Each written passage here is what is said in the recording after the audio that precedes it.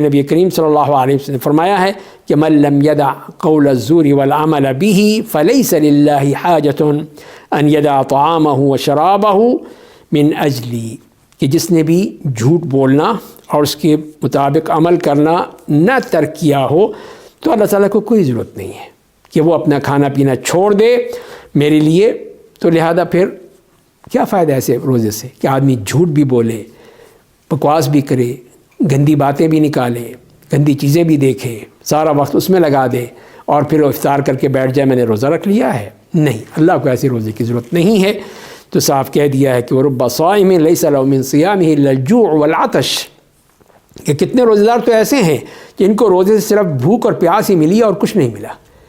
اس لیے کہ انہوں نے اپنے باقی جو اعضاء و جوارح تھے ان کو روک کے نہیں رکھا، ان کو پوری طرح پابند نہیں کیا، تو اسی لیے پھر وہ ان کے کوئی فائدہ نہیں اس طرح روزے رکھنے